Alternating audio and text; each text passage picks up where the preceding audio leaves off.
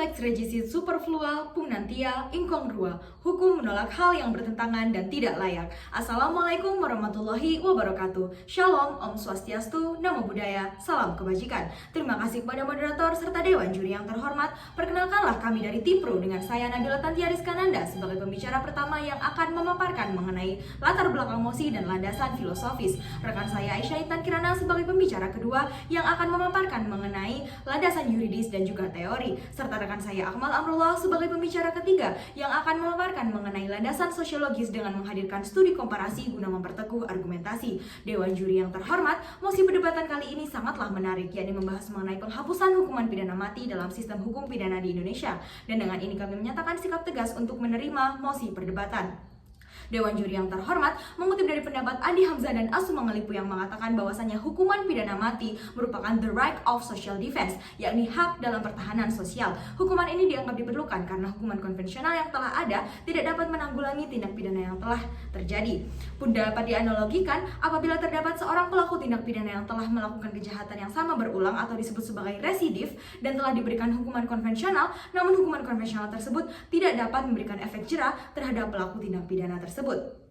Serta hukuman ini juga diperlukan demi menjaga sistem keamanan dan keutuhan yang ada dalam masyarakat dan juga negara. Dewan Juri yang terhormat, adapun latar belakang lahirnya mosi perdebatan kali ini telah termaktub dalam amandemen kedua Undang-Undang Dasar Negara Republik Indonesia tahun 1945 yang mengatakan bahwasannya setiap orang berhak untuk hidup dan mempertahankan hidup dan juga kehidupannya. Pun mengingat bahwasannya Indonesia memiliki ideologi bangsa yakni Pancasila, maka berangkat dari hal tersebut dapat dijadikan sebagai alasan mendasar dan kuat untuk dihapuskannya hukuman pidana mati dalam sistem hukum pidana di Indonesia dengan meninjau nilai-nilai yang terdapat di dalam kelima sila Pancasila. Dewan Juri yang terhormat menyinggung mengenai hak hidup atau right to live yang merupakan hak mendasar dan universal yang dimiliki oleh setiap orang, di mana terdapat 3 muatan di dalamnya. Yang pertama, kita tidak dapat memaksa seseorang untuk melakukan apapun. Kedua, kita tidak dapat menyakiti seseorang dengan cara apapun. Dan yang ketiga, kita tidak dapat mencabut nyawa seseorang tanpa persetujuan. Berdasarkan hal tersebut, Dewan Juri yang terhormat sesuai dengan tujuan negara untuk melindungi dan menjunjung tinggi hak asasi manusia, yakni obligation to protect, maka sudah sepatutnya negara memberikan jaminan hak kebebasan kepada setiap jiwa dengan tetap menjunjung tinggi nilai-nilai hak asasi manusia. Berdasarkan argumentasi saya, maka sudah sepatutnya hukuman pidana mati dihapuskan dalam sistem hukum pidana di Indonesia. Terima kasih. Argumen selanjutnya akan dilanjutkan kepada pembicara kedua. Dewan Juri yang terhormat, hendaklah kita menelusuri lebih dalam terkait landasan yuridis. Sebelum itu, mari kita meninjau kembali terkait paparan argumentasi yang diberikan oleh pembicara pertama dari Tim Pro yang mana menjadikan Pancasila serta Undang-Undang Dasar Negara Republik Indonesia tahun 1945 sebagai landasan diterimanya mosi perdebatan kali ini. Equality before the law, di mana semua orang sama di mata hukum. Dewan Juri yang terhormat, perlu kita ketahui bahwasanya penerapan hukuman mati di Indonesia terdapat dalam pasal 10 Kitab Undang-Undang Hukum Pidana yang mana menjelaskan terkait 2 pokok jenis perkara, di mana yang pertama adalah pidana pokok, yang kedua ialah pidana tambahan, di mana hukuman mati itu sendiri terdapat dalam pidana pokok yang menuai banyak sekali pro dan kontra. Dewan Juri yang terhormat, atas hal tersebutlah yang menjadikan kami sebagai Tim Pro dengan tegas menerima mosi perdebatan kali ini. Dewan Juri yang terhormat, tidaklah kami menerima mosi perdebatan kali ini tanpa alasan yang kuat, di mana pengadopsian pikiran terkait Deklarasi Universal Hak Asasi Manusia adalah langkah yang progresif bagi bangsa kita. Dewan Juri yang terhormat, seperti yang kita ketahui, Deklarasi Universal Hak Asasi Manusia adalah sebagai bentuk dan sumber untuk ditiadakannya hukuman mati. Ratifikasi Indonesia terhadap Deklarasi Universal Hak Asasi Manusia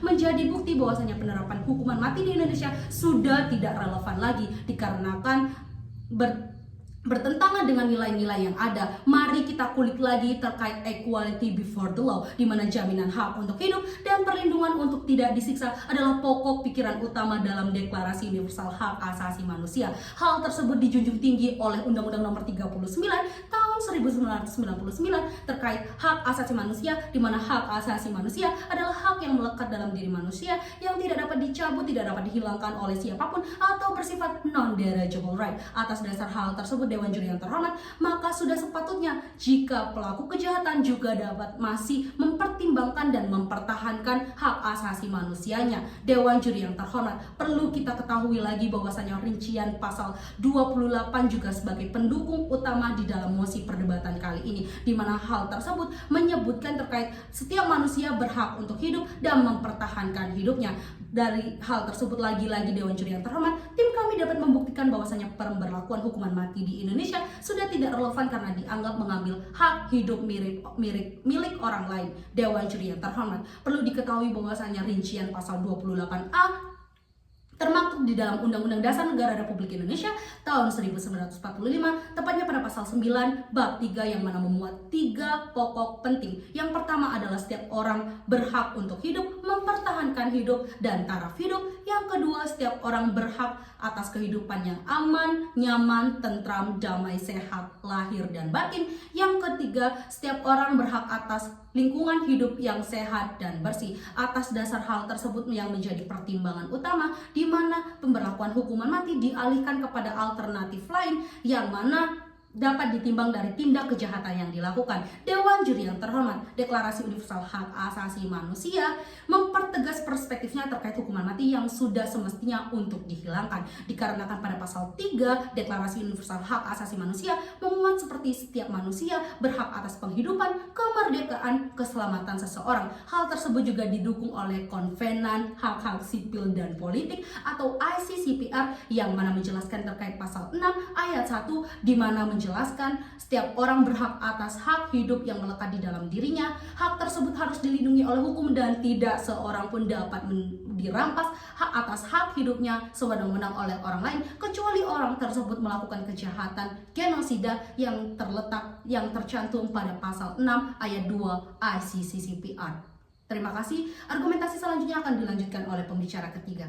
Ronald Dworkin dalam bukunya yang berjudul Taking Rights Seriously mengatakan bahwasanya pembatasan terhadap hak asasi manusia boleh saja dilakukan only for utilitarianism reason. Dewan Juri yang terhormat, selaras dengan apa yang disampaikan oleh Ronald Dworkin, sejatinya penerapan hukuman mati di Indonesia tidak bisa dibenarkan. Penerapan hukuman mati di Indonesia melanggar prinsip-prinsip dari hak hidup serta nilai-nilai dari Pancasila itu sendiri, yang dimana setiap orang berhak untuk hidup serta mempertahankan hidup dan kehidupannya sebagaimana yang termaktub dalam pasal 28A Undang-Undang Dasar Negara Republik Indonesia tahun 1945 dan pasal 9 ayat 1 Undang-Undang Nomor 39 tahun 1999 tentang hak asasi manusia. Pun demikian, Dewan Juri yang terhormat, penerapan sistem hukuman mati di Indonesia sejatinya sudah tidak relevan lagi. Terdapat dua alasan mengapa sistem hukuman mati di Indonesia sudah tidak relevan lagi. Yang pertama adalah aturan hukum yang mengatur tentang hukuman mati melanggar prinsip-prinsip dari hak asasi manusia itu sendiri, yang dimana penerapan sistem hukuman mati yang ada di Indonesia mencabut hak untuk hidup serta hak untuk tidak disiksa, yang dimana hak tersebut tidak dapat dicabut, tidak dapat dibatasi oleh siapapun dan kapanpun atau dikatakan sebagai non-derogable right. Yang kedua terkait dengan lemahnya sistem peradilan yang ada di Indonesia,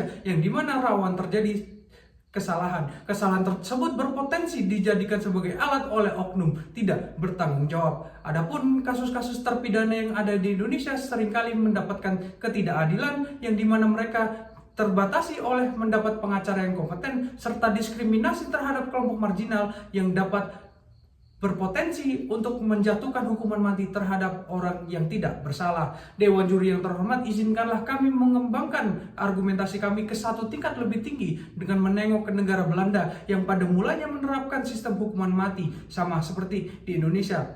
Penghapusan sistem hukuman mati yang ada di Belanda didasarkan pada yang pertama, ketidakpastian etika dan juga moral terhadap mencabut nyawa manusia. Yang kedua adalah lemahnya sistem peradilan sehingga terjadi sebuah kerawanan atau kesalahan yang diakibatkan oleh human error atau manusia itu sendiri, yang selanjutnya tidak terbukti secara efektif dapat menghilangkan kejahatan-kejahatan yang lainnya. Dewan Juri yang terhormat, kami tetap berpegang teguh dengan gagasan untuk mencabut sistem hukuman mati yang ada di Indonesia. Dewan Juri yang terhormat, kami memberikan solusi atau menawarkan solusi untuk mengembangkan hukuman yang ada di Indonesia dengan lebih efektif dan juga manusiawi, seperti hukuman seumur hidup tanpa pembebasan bersyarat, serta solusi memperkuat sistem peradilan yang ada di Indonesia sehingga meminimalisir terjadinya kesalahan pada sistem hukum di Indonesia. Sekian yang dapat kami sampaikan. Terima kasih dan salam konstitusi.